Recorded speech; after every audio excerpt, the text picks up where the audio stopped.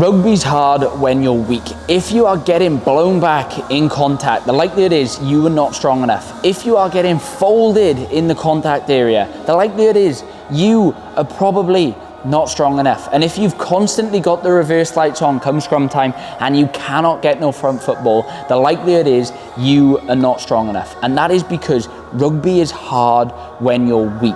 And if you want to step up your standard, you need to step up your strength. And the research backs this up too.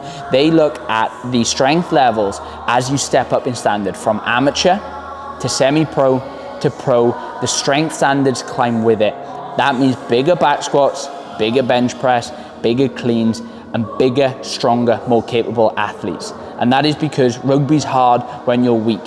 Which is why today in this video, I am going to be answering the question of exactly how strong you need to be as a rugby player to maximize your performances on the pitch. We are going to be running through our level 1 to 5 framework for 4 key movements that are responsible for dominating on the rugby pitch. And we're going to break down exactly how we're going to get you there every single step of the way for each one. Let's get into it. So why is strength so important? Well, I believe, and many people do, that strength is the mother of all qualities. And strength is one of the physical qualities that has a massive, massive impact on all the other physical qualities and how you perform. Because strength is the cog that turns power, speed, sports performance and conditioning. And if you get this cog spinning faster, it means all the other cogs spin faster, which means you become a better athlete. And it is why we prioritize 4 key movements in our strength development to be a balanced athlete across the board. We'll get into them now. We'll be looking at the squat, the deadlift, the upper body push in the form of a bench press, and finally we will be looking at an upper body pull in the form of a pull-up. And those 4 exercises are going to tick off the 4 major movement patterns that every athlete must master. They want to truly be strong where it matters most on the pitch. So each of these movement patterns are going to break down through levels 1 through 5. So it doesn't matter what your start point is now.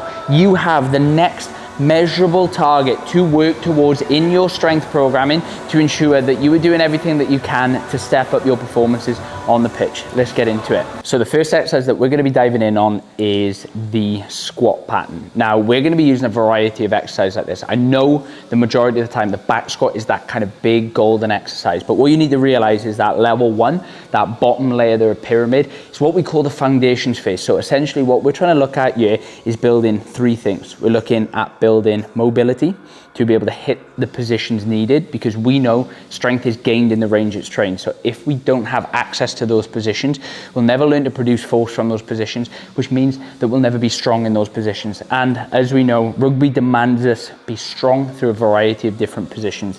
The second thing that we're going to be building up is we're going to be building up the skill capacity of the movement. The back squat, as simple as it looks on paper, there's a variety of different moving parts. We need to stabilize the core, we need to work through other ranges of motion. It's actually quite a complex movement.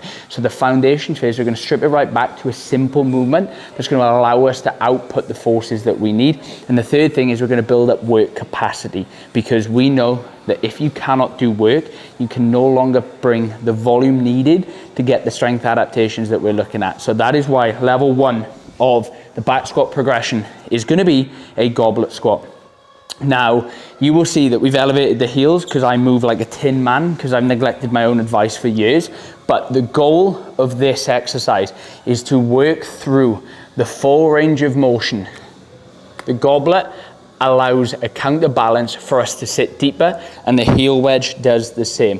So the goal is to sit all the way down, stand up. We're going to be using a 4-0-x-0 tempo, which means 4 seconds on the way down, up quick, straight back for the next rep. The goal here for this level 1 phase is to build up to 50% of your body weight for 10 reps. And I know you may be thinking, that is very heavy. Yes, it is. That means if you are a rugby player that weighs 100 kilos, guess what? 50 kilos for 10 reps with that tempo is what we're going to be looking at. 60 seconds holding the weight there is tough. So it is going to be building that strength in those early days, but most importantly, it's going to be building the strength in the right positions that you need to be able to push on and get progression there. So Once you have mastered the goblet squat progression and you have hit 50% of your body weight for 10 reps, this could be as quickly as 2-3 sessions, depending on your training age. May take a couple of weeks in a training block, but once you've done that, you'll find that you're going to be limited by your upper body strength and how long you can actually hold that dumbbell there for. That is why the level 2 progression in this is we want to hit a 0.7 times body weight zombie squat for 5 reps. This is essentially the bigger, badder version of a goblet squat, because no longer are we going to be limited by upper body strength. We're going to limit it by upper body mobility and the skill of the movement itself. A zombie squat is nice and simple. It's like a front squat where we take our hands off. And what this is going to do is challenge that upper back. It's going to challenge postural stability, and it's going to challenge that bottom range squat position where people normally fail and that bar will roll forward. We know that rugby players like to tip forward when they squat and they like to lean into their hips. This isn't a bad thing, but what this does is limit depth, and we want to make sure, like we said, strength is gained in the range it's trained. So this zombie squat, we're going to keep that same 4-0-x-0 tempo.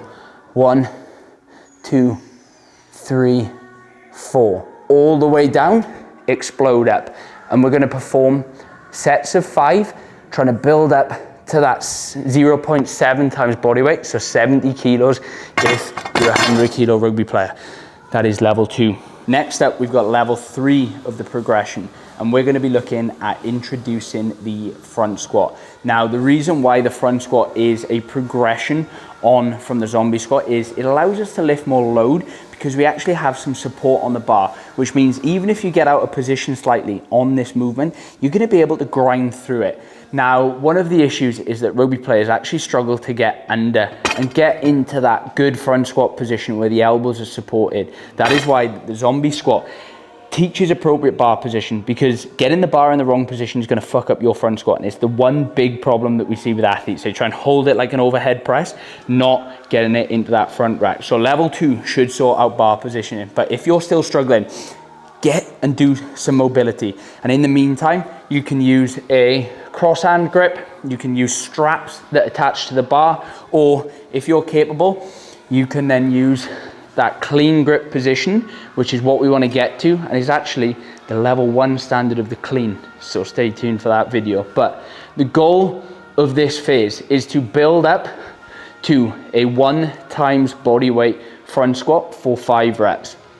So we're going to be looking at 1, 2, 3, 4, full depth, elbows up, upper back tight, through. We're going to use this as that level 3 progression.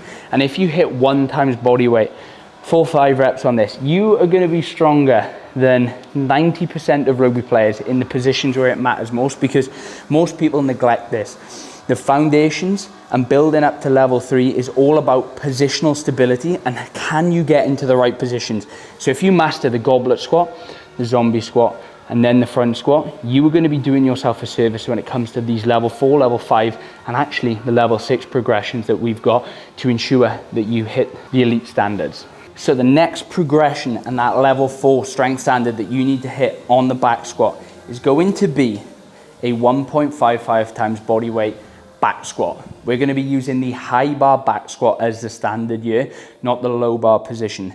This is because it's going to allow us to travel through the greatest range of motion in the joint angles that more closely match the sport. So we want to make sure that we're using the positional awareness, the mobility, and the strength that we built up from level 1 to 3 to translate over to this movement. This is the step that most people want to rush into, but they end up just quarter squatting because they haven't built that range and that tolerance to get into the bottom. But if you've done it right, you've regressed back to the stage that you're in, and you've built that strength in those deep end range positions, we should be good to load this up. Now, what we're looking at here is using a 3-second tempo. We've built up an eccentric base. We've built up the skill of the movement. We can now speed things up slightly. So we're gonna go 3 seconds on the way down, explode up. Everything is maximal intent. And then when you've reached that 1.55 times body weight standard, you are pretty much at the pinnacle.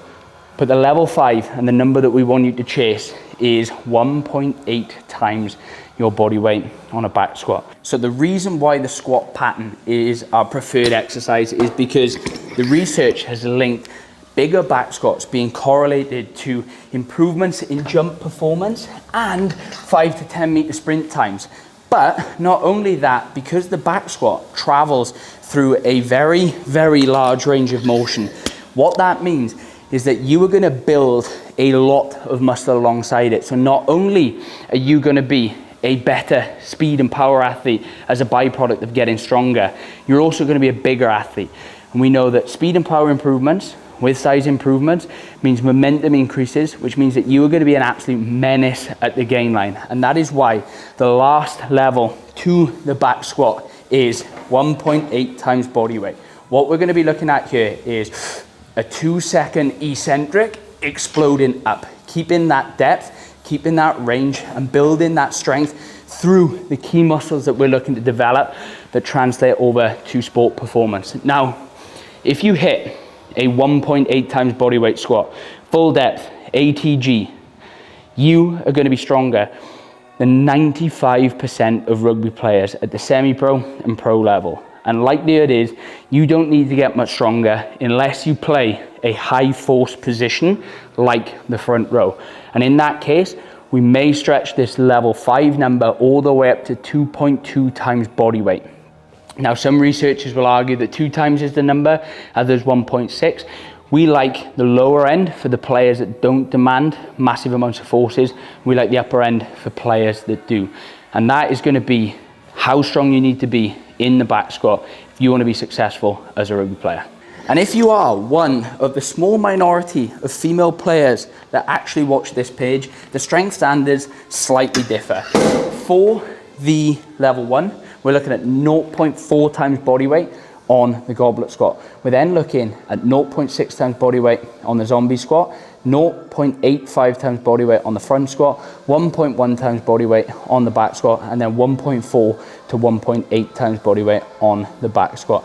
They're going to be your strength standards through. And if you are struggling to keep up with this, we've got a strength standards guide that you can download in the description. It's going to tell you exactly how strong you need to be, but most importantly, where the other metrics need to be for you and your position. So make sure that you download that and check it out in the description.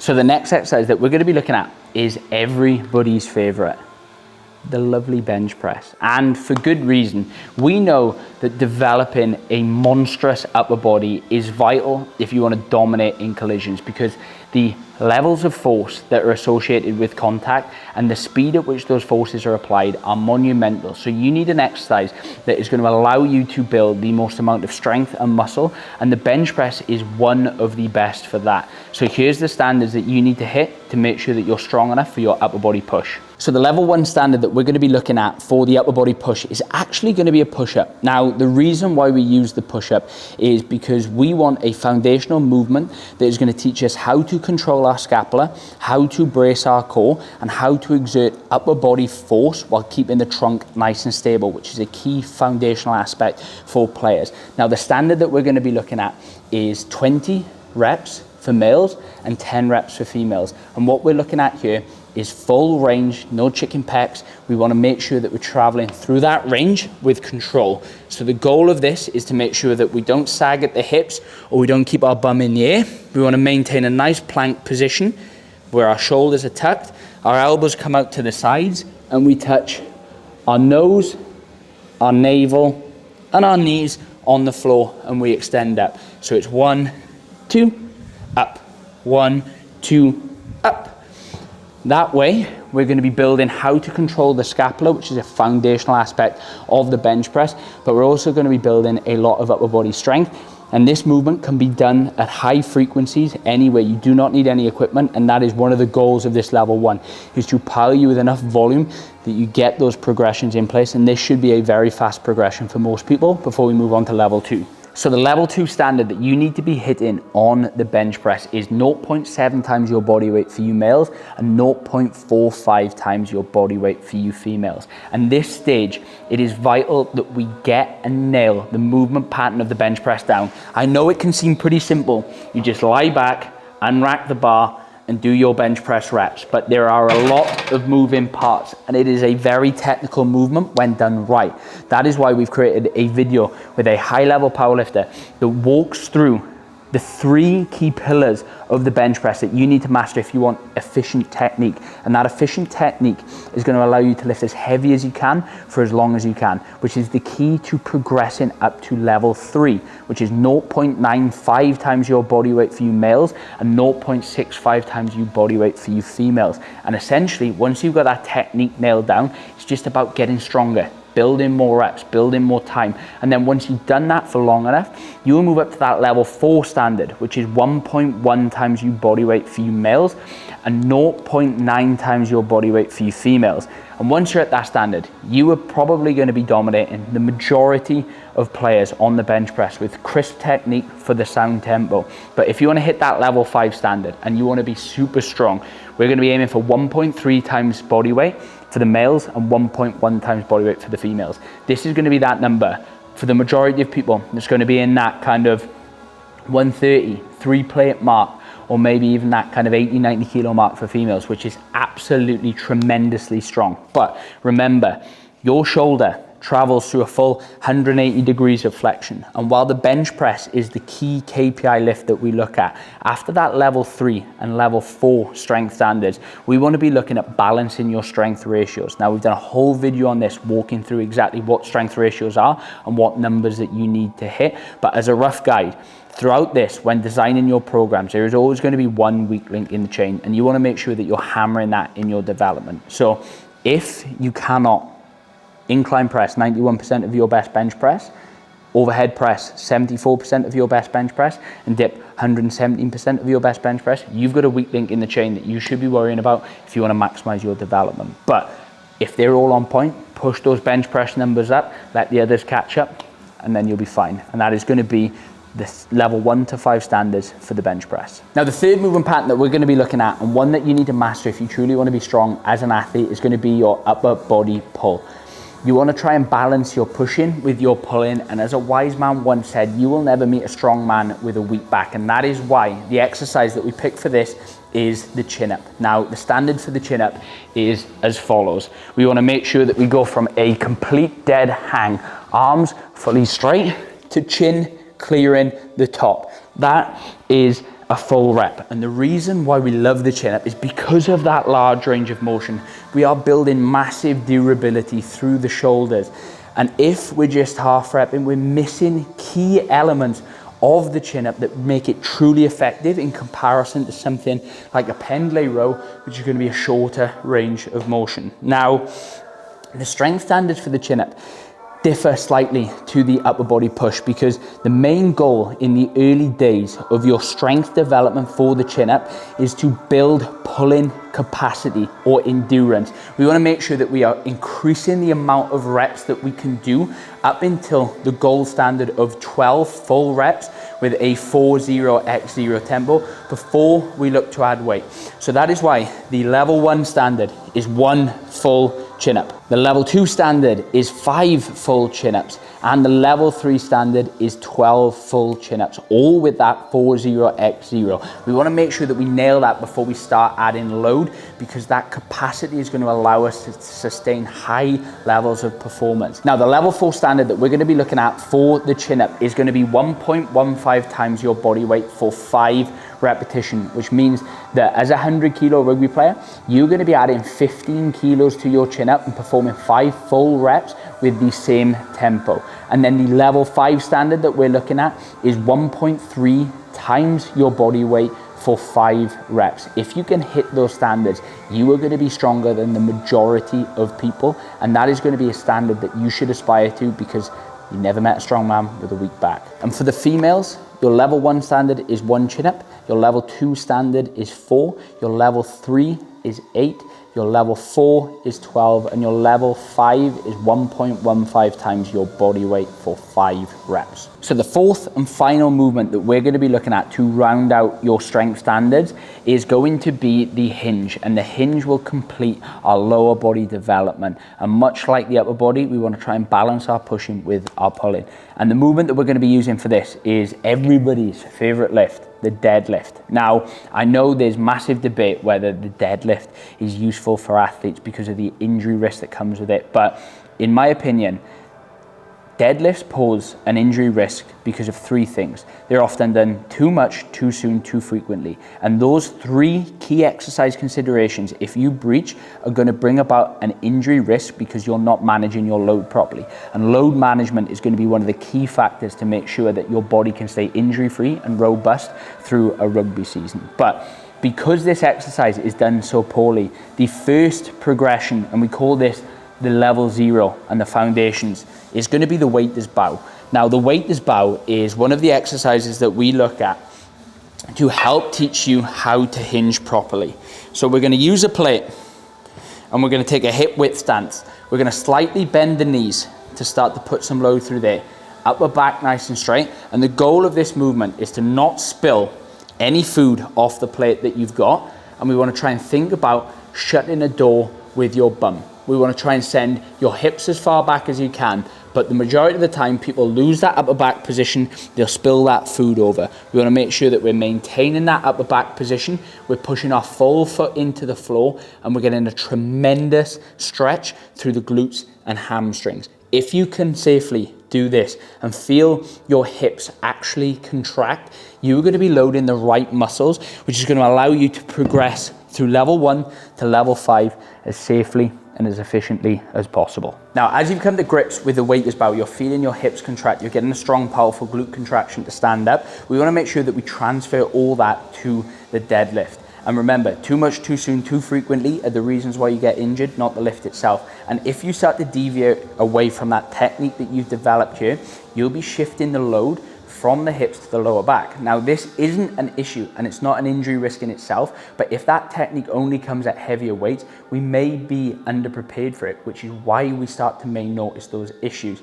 So when we come to this bar, we want to make sure that everything that we've learned from that weightless bow, hips back, chest up, big breath in, stable core, and a nice 4-second concentric on the deadlift. The level 1 standard that we're looking at here is going to be 1 times your body weight on the deadlift. We're then going to be moving up to 1.25 times your body weight for that level 2 standard. The level 3 standard is going to be 1.55 times your body weight. The level 4, 1.95, and the 2.2 times body weight is going to be that level 5 standard. So that is quite a significant amount of weight.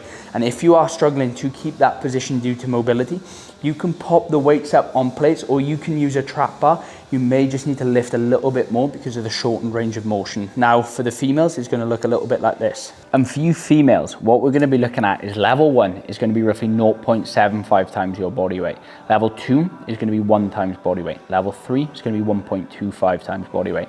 Level 4 is going to be 1.55 times body weight, and level 5 is going to be 1.8 times your body weight on the deadlift. And if you hit the strength standards across the hinge, the squat, the push, the pull, and you're at that level 4, level 5 standard, you are going to be 90% stronger than the majority of rugby players out there. Now, I want to get into the nitty gritty about these strength standards because I know there's some coaches out there will argue saying you don't need to worry about strength standards, you just need to focus on getting stronger. You know, these don't actually make you a better rugby player. And while I understand the argument, I disagree because I remember walking into my first professional environment, going into the lovely gym, and seeing on the wall a poster and it had 3 numbers: 1 times body weight, whap, weak as piss; 1.5 times body weight, okay; 2 times body weight, strong. And I looked at that poster, looked at my squat, and it gave me an objective target. And this objective target was my direction for my training when I first started and allowed me to have a number to work towards and a number to progress. Now, does hitting a 2 times body weight back squat make you a better rugby player? Probably not, because there are powerlifters out there that can do that. But what hitting a 2 times bodyweight back squat allows you to do is it allows you to become a better athlete. And better athletes normally equal better players because you can actually tolerate the game demands better. So if you are someone that is thinking that your body just can't keep up with what its brain is telling it to do, you're seeing gaps, you're seeing space, you're seeing the gain line that you need to hit, but you're struggling, this is where these strength standards can come in, because they will help you become a better athlete, and it will allow you to produce more force, which means you're allowed to produce more force fast, and it will allow you to step up and become the go-to player. And that is why I love strength standards, and they're a massive part of our program. So if you want to download the full strength standards resource, you can head to the description, download that there. And if you're thinking, great, all this stuff is good, I know what targets I need to work towards, how do I get there? Watch this video, because it will run through the exact framework that we would use in season with our athletes to make sure that they can actually make progress towards these strength standards while managing their performance on the pitch.